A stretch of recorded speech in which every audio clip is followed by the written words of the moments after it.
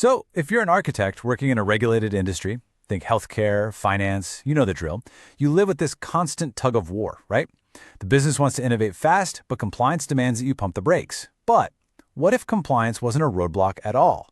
In this explainer, we're going to ditch the legal jargon and show you some real architectural patterns on AWS that don't just get you compliant, but are actually designed from day one to prove it automatically.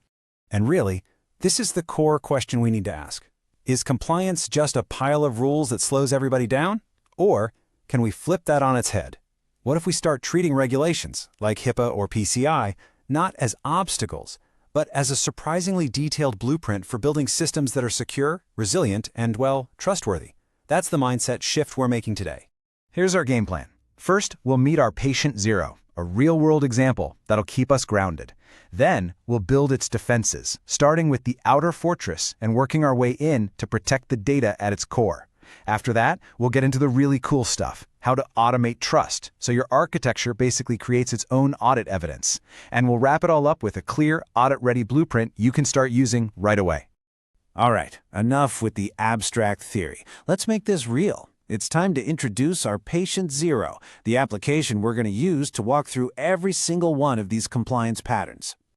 Okay, so imagine we're building a patient portal. This thing has to handle what's called EPHI, Electronic Protected Health Information. We're talking medical records, lab results, personal identity stuff. I mean, this is about as sensitive as data gets. And because of that, HIPAA regulations are breathing down our necks, demanding that our security controls be absolutely ironclad. So, this portal, this is our test case.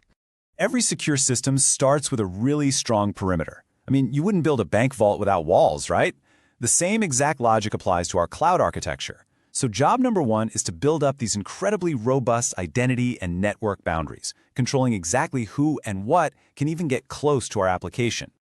Picture it. You're in a room. The auditor is sitting right across the table from you. This is one of the very first and most critical questions they're going to ask. And they don't want a vague, hand-wavy answer. They want cold, hard proof. And guess what? Your architecture is what provides that proof. So how do you answer them? Well, here's how. We use AWS Identity and Access Management. That's IAM with like surgical precision. Instead of giving permissions to a person or some random server, we create a specific role for a specific job. Let's call it API Server Access. Then, we attach a policy that grants only the permissions it absolutely needs to do its job and nothing more. That's the famous principle of least privilege.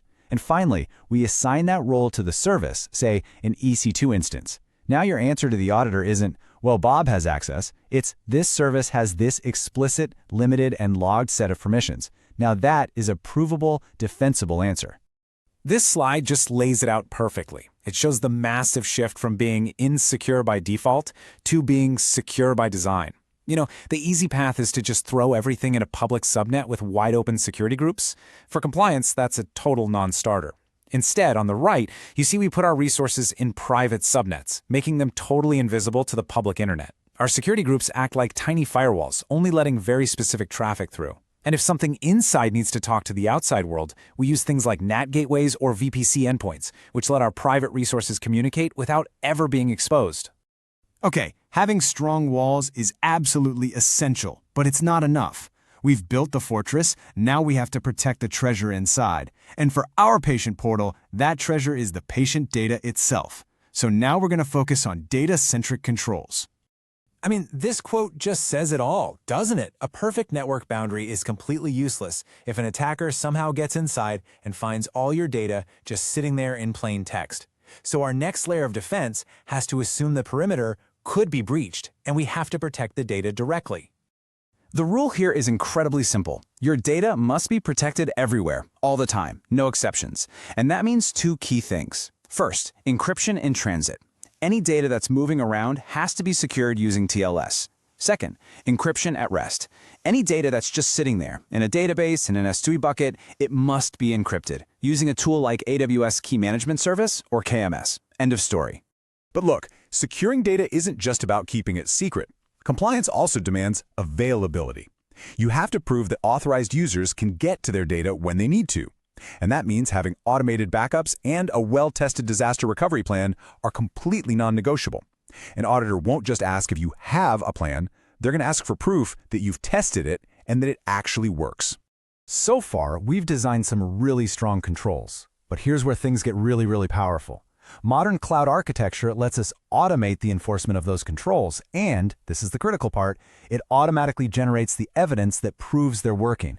This is how we go from a stressful, manual, once-a-year audit to a state of continuous compliance. And here it is, another classic auditor question. They know that uncontrolled, random changes are one of the biggest sources of security failures. So they're going to ask, point blank, how do you control what goes into production? They want to see a formal, repeatable, and fully auditable process. And once again, our architecture itself is the answer. This right here, this is your proof. A solid CI/CD pipeline is way more than just a tool for moving fast. It's a critical compliance control. Just think about it. Every single change a developer makes is automatically scanned for vulnerabilities. It gets tested in a safe staging environment. And this is the most important part. It hits a mandatory human approval gate before it can even think about going to production. Your pipeline is your change control policy, and every single step is logged automatically. Which brings us to the ultimate source of truth for an auditor: the logs.